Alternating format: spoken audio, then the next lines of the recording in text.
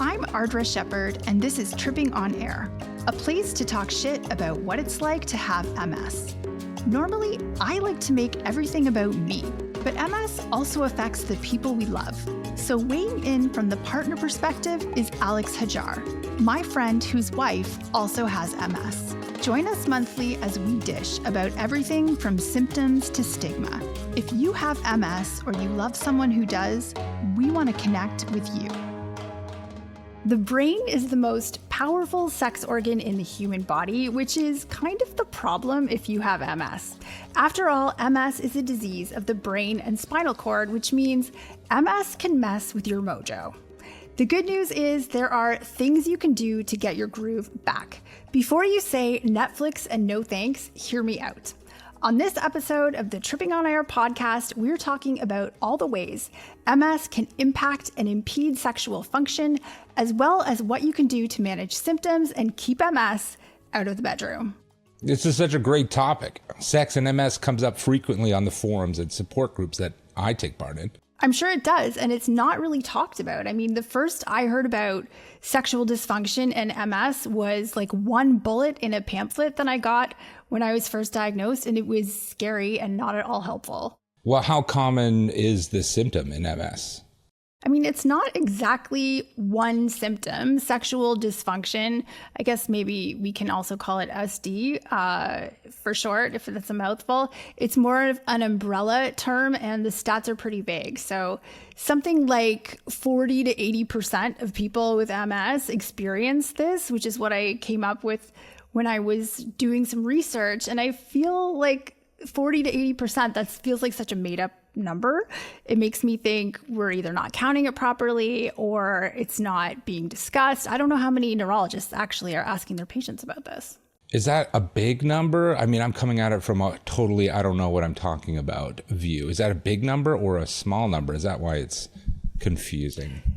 I mean, like 40 to 80% of people, I feel like it's a vague number, right? It's like, okay, there's a big difference between 40 and 80%. I feel like we're going to talk about all the ways that it can impact you. And so chances are like there's maybe some little something that's impacting you. Does that make sense? True. Yeah, I think so. I mean, it is kind of a wide berth, right? So it makes sense that it's vague. I read an article that you wrote about sex and MS, and I think it'd be good to link it in the show notes because there's a lot of great information there. But you describe the impact of MS on your sex life as coming from 3 different directions. Can you explain that? Let's clarify. I explain the impact of MS on sexual function in general as coming from 3 directions. So anyone with MS may experience one or some or all of these symptoms. This isn't about me specifically, but more about the MS experience in general, you know? But you're right. Yes. And if we look at what happens, you can break it down into primary, secondary, and tertiary symptoms of sexual dysfunction. So it's not the same as MS phenotypes like primary and secondary progressive MS. It's primary symptoms have a direct impact on sexual function, the mechanics, whereas secondary symptoms don't technically stop you from having sex, but they can make things more challenging or uncomfortable or unpleasant. Tertiary symptoms include the broader emotional and social impact of living with MS. And it sounds complicated, but because it is.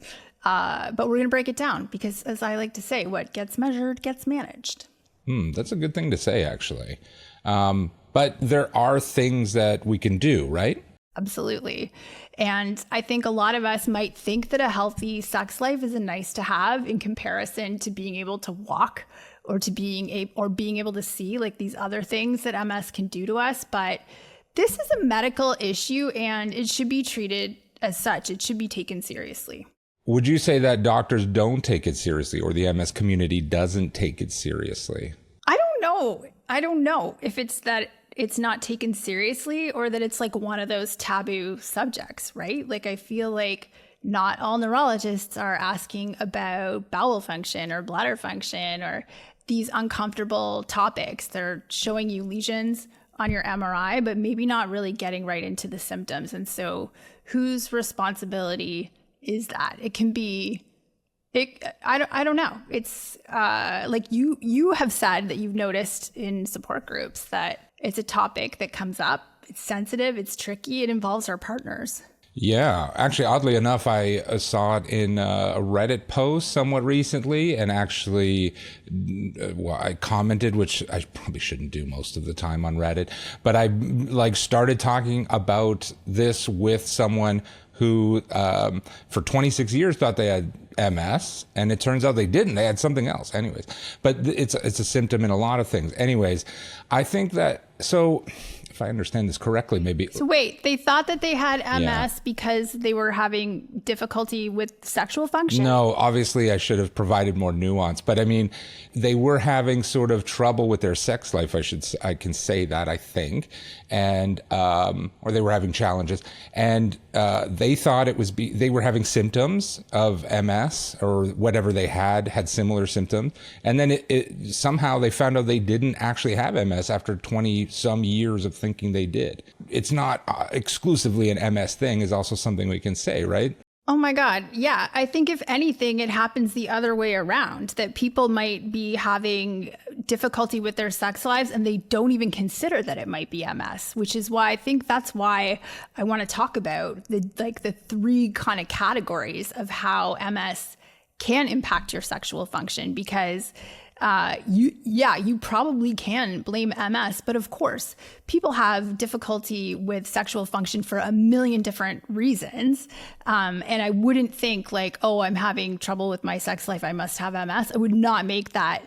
I would not jump to that conclusion. It's like you already have MS, and then maybe here are some issues. So, and maybe it will help clarify things if I start talking about the primary symptoms. So just like MS can make you lose your balance or cause drop foot, demyelinated nerves can directly impair sexual function by causing things like diminished sex drive, decreased lubrication, problems with orgasm, and erectile dysfunction. I like to say that MS is a boner killer, medically speaking.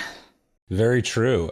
So MS itself can cause a chemically low sex drive, but I imagine certain meds can also interfere with it as well. Yeah, and I feel like that's a good place to start. If your sex drive is suffering, talk to your doctor or your pharmacist to see if there are medications that can be changed or swapped out.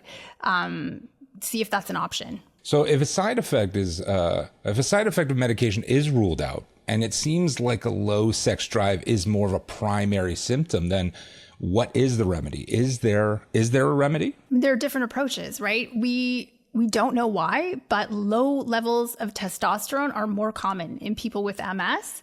And that for sure can contribute to feeling over it.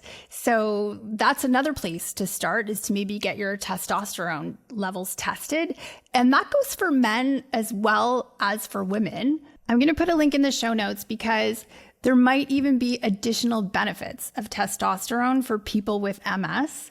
Testosterone has actually been shown to have neuroprotective and neuroregenerative properties in animal studies of MS. So that's like an interesting little bit of research to keep an eye on too. That's so interesting. Things like that always make me think like, why isn't there a cure yet? Like if it's showing this, but that's my crazy brain kind of going off on a tangent. Why isn't there a what? Oh, if it's showing all this, why aren't we just taking testosterone more to kind of offset it? But because like some of us don't want to grow beards. Yeah, I'm also like, that's a very irrational part of my brain as well. It's just reacting to things. So is it fair to say though that if MS is affecting your sex drive, you don't necessarily have to want to do it. You just have to want to do it? I think so. I feel like it's the first step. And I feel like it's probably going to be a combination of solutions. Like if you can improve one or two or three of the symptoms that we're going to keep talking about even a little bit, I feel like all of that adds up. Yeah, I guess I would agree with that. I think that the ultimate goal that you're working towards is sort of some greater than its parts, right? So you kind of have to put it all together, right? So every little bit helps.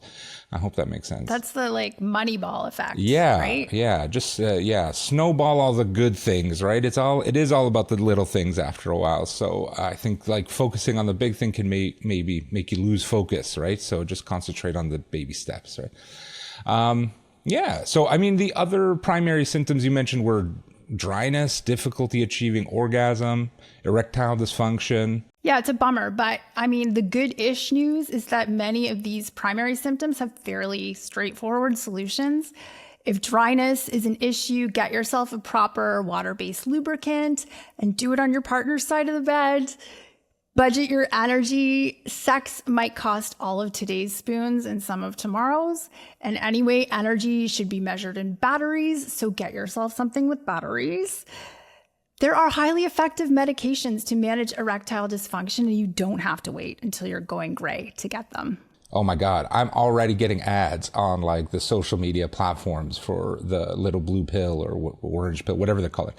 And I'm like, I'm 37, dude. And but I mean, I get it. People need it, right? And they work apparently. So and like, forget stigma. Yeah, right? there should be no shame in it. Yeah, no shame. Oh my God, you're like lucky to have something. Yeah, exactly. Right. I totally feel that. I think one thing I've noticed in some groups or chats is the stigma. I mean, it's difficult enough to get people to talk about this subject because of, our society's sort of draconian attitudes. But if you throw a dildo and some pills into the mix and it feels like you've just lit someone's bed on fire. Someone I love listening to and have loved I guess I've listened to them for probably over 10 years now, at least, is Dan Savage's Lovecast podcast was my sort of de facto sex education tool. And he introduced me to an acronym called GGG, which is good, giving, and game. And in the context of being a romantic partner of someone with a chronic illness like MS, I take that to kind of be about the need for a partner to be supportive. Don't be weird about vibrators or medications. Don't make it about your ego. Say yes to stuff and communicate openly. I mean, understanding it's not an indictment of your desirability. If your partner needs Viagra or a vibrator or a nap, for that matter. Yeah. Yeah. And if you're a pre-nap even. Yeah. Pre-nap, get that cat power nap, if you're struggling, get counseling together or individually. I think that always helps. So you can kind of understand where your partner's coming from without feeling rejected or insufficient. Because I think that gets echoed a lot, and act as a team. Yeah, but did you watch Sue Johanson when you were a kid? So I was like more aware of her existence, and I think in this we must have swapped. Like I listened and whatever a lot and read a lot of Dan Savage, but I knew of Sue, but she wasn't a huge part of my sex ed life. I feel like she was kind of this like curiosity, maybe, right? She was this older woman and she was so blunt and like breaking down stereotypes and stigma. And it's like kind of surprising to me that even all this time later, there is still so much stigma to deal with. But we're talking about big emotions here, right? Like you mentioned something about like, if your partner has MS and they're struggling with these symptoms, like you can't interpret that as an indictment on your desirability, right? Like it doesn't mean your partner's not into you. It's like, no, not at all. There's a lot going on. It's like, yeah, I mean, I don't know how to describe it for everyone, but I think that it's not something that you should take personally. Exactly. Right? Nothing that MS sort of does is something that you should take personally, but unfortunately we do. And when it comes to sex, you're right. Like that stigma, I think she was an oddity, right? So like who you were talking about, right? She was an oddity at the time because it's like your grandma, right? Like yeah, but she was breaking down barriers. And I feel like young people today might look back at someone like that and be like, oh my God, like slay, you know what I mean? Or whatever the kids say these days. But she'd be on TikTok. Yeah, she'd be on TikTok and she'd be great. Totally. And the same goes for Dan Savage wouldn't exist, I think, without someone like with someone like that, right? Who's constantly breaking down barriers, talking about different aspects of sex and stuff like that, and bringing it to the conversation, plain and simple. And also just like providing really quality information. And I think that is part of what is lacking for people with MS who are left to figure it out on their own and sort of stumble through their relationships and all of these expectations and managing these feelings. It can be really hard.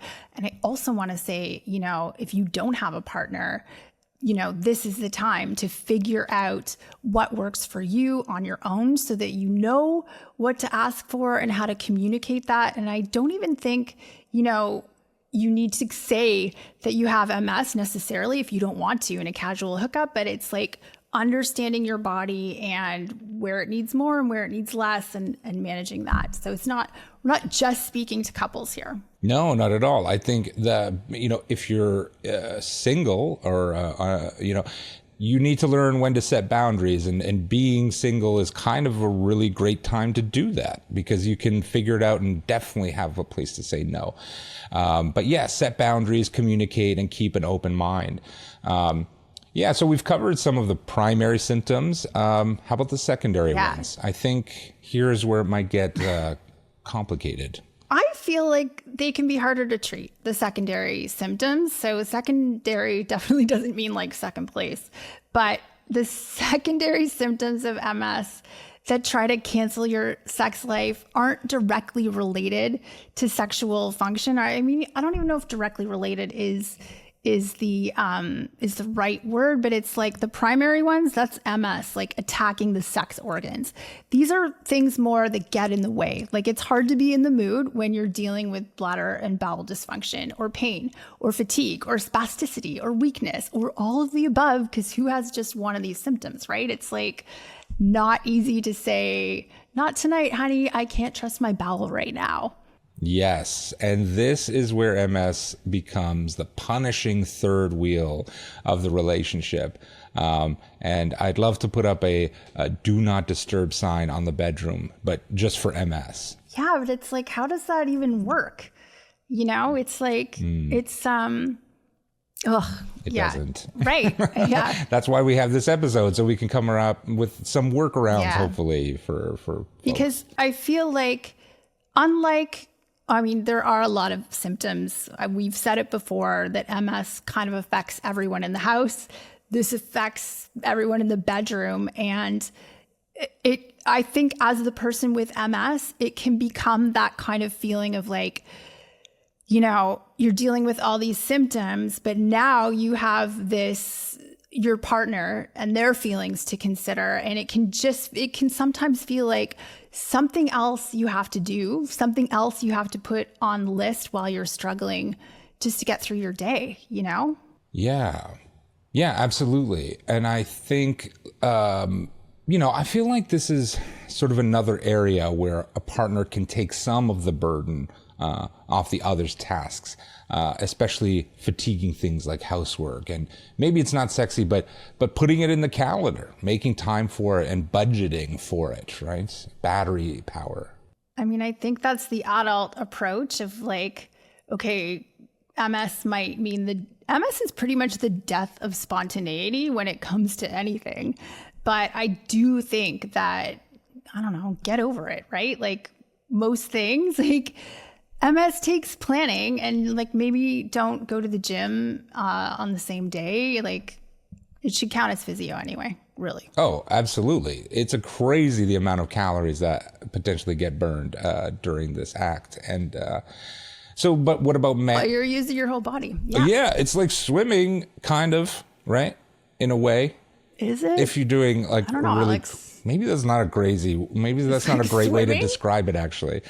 That's not how I swim, by the way. Just in case anybody sees me at the lake or a pool or something. That'd be a really awkward. I need to talk to Nicole because I think you're doing something wrong. Yeah, definitely.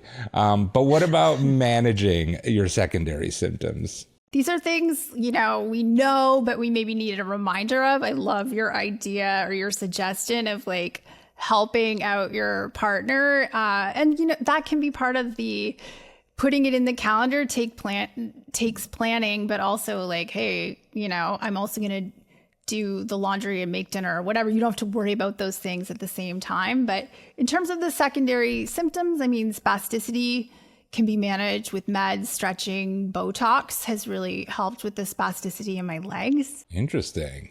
Yeah. I've only heard of that as a thing. I don't really know much about it, but like I only know of Botox in terms of like facial injections, I guess. Like, you know what? I feel like we should do a whole episode on Botox because it can help people with MS in a lot of ways. Like, interesting. Okay. Yeah, bladder spasms. I get like a handful of shots in both my legs to help with spasticity. Whoa. And okay. Yeah, you know what? Actually, I'm going this week to see my Botox guy. I'm going to ask him if he wants to be on the pod. Yeah. Let's do some brainstorming. Anyway, moving on. What did I say? I'm like spasticity, stretching, meds, Botox.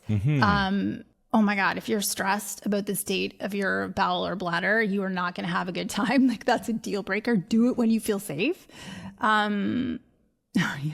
Get creative about managing weakness, or just do what I do and let your partner do all of the work. And if that seems selfish, it's because I am. And that's okay. That's totally awesome. I mean, we all know that MS can turn on a dime. Maybe come up with a no blame, no pressure sort of pact, I guess, that lets you opt out without having to explain away the pain or fatigue in a sketchy bladder or bowel. I love like maybe that. a safe word for MS.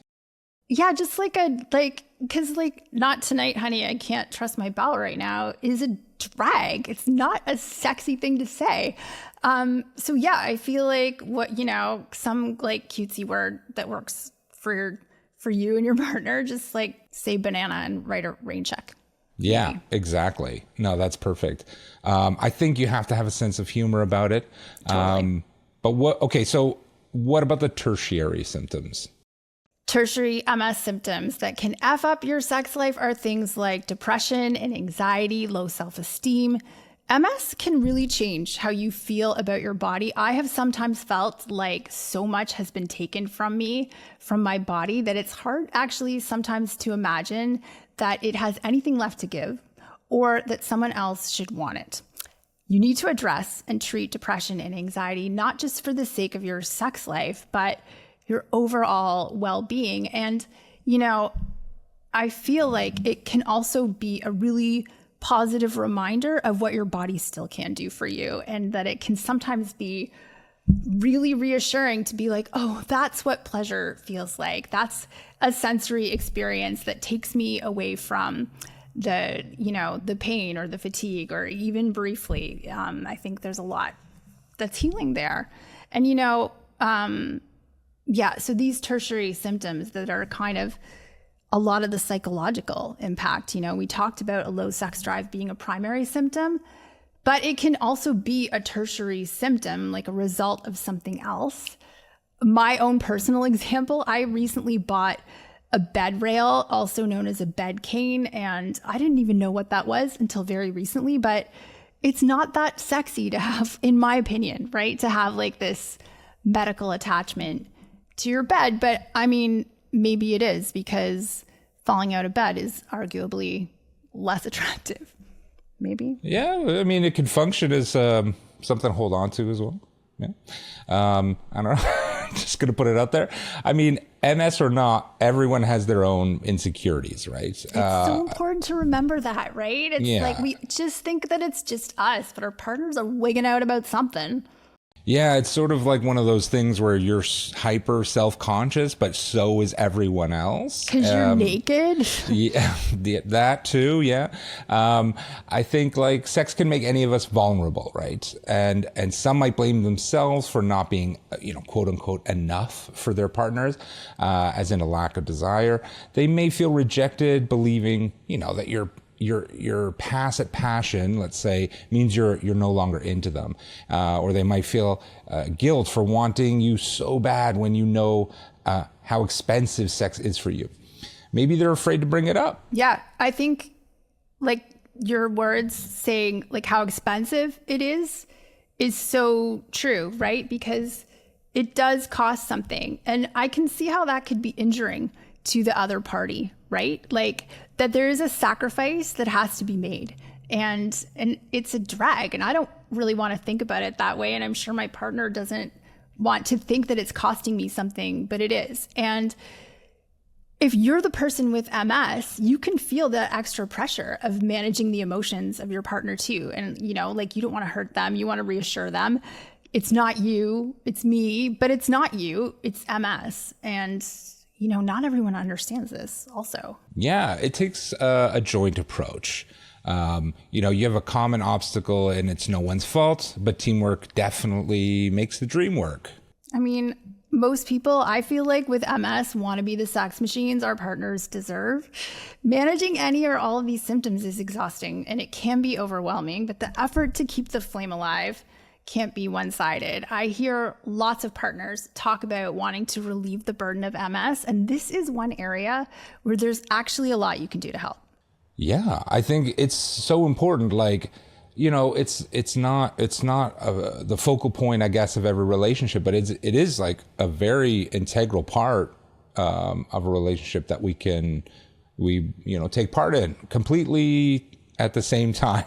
You know, so yes, it is very important to work on it together. I think there can be lots of feelings of guilt and confusion and it gets. I mean, yeah. I think it all gets in our heads.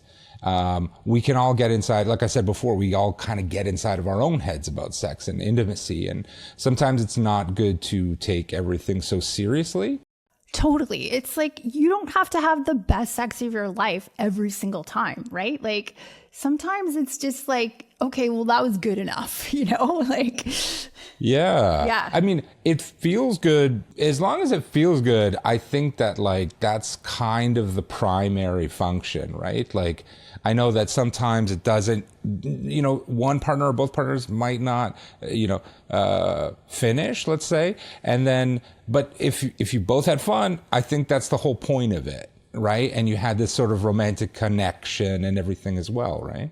I mean, it doesn't always even have to be romantic, but you're right? It's like we're in a loneliness epidemic. We want to strengthen our relationships. I don't want sex to be a casualty of MS. It takes work, but you know, it is worth it. And usually like even mediocre sex is better than no sex. Yeah, exactly.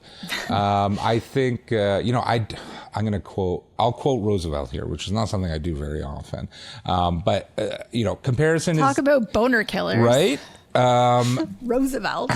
I mean, he said the comparison, as far as I read on Google, he said that comparison is the thief of joy. And I do think that's genuinely worth saying here because, like I said, you all get inside of each other's heads, and maybe you have friends that don't have the same challenges as you, and they're talking about their lives and things like that, and you're starting to think like, whoa, where are we? And this is not as good as them, and you kind of get FOMO about stuff, and that's not really the point, I think. So I would say don't worry about what others are doing.